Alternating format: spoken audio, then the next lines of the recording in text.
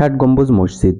এটি বাংলাদেশের বাগেরহাট জেলাতে অবস্থিত বিশ্ব ঐতিহ্যবাহী মসজিদ, যার ছাদ রাজমহল থেকে আনা পাথর দ্বারা তৈরি ৬০টি পিলারের উপর নির্মিত। মসজিদের নাম ষাট গম্বুজ হলেও এটার গম্বুজ সংখ্যা কিন্তু ৮১টি। মসজিদের সম্পূর্ণ ছাদ গম্বুজ দ্বারা নির্মিত হওয়ায় এটাকে সাত গম্বুজ মসজিদ বলা হতো।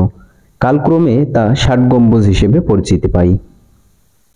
উইকিপিডিয়ার তথ্য মতে ১৯৮৫ খ্রিস্টাব্দে ইউনেস্কো এই মসজিদকে বিশ্ব ঐতিহ্যবাহী স্থান হিসেবে স্বীকৃতি দেয়। মসজিদটি উত্তর দক্ষিণে ১৬০ ফুট এবং পূর্ব পশ্চিমে প্রায় ১০৪ ফুট লম্বা, যার সামনের দিকে ১১টি খিলানযুক্ত দরজা রয়েছে এবং মাঝখানে দরজাটি সব থেকে বড়। সেই সাথে মসজিদটির চার কোণে ছাদ থেকে উঁচু উঁচু ৪টি গম্বুজওয়ালা মিনার রয়েছে।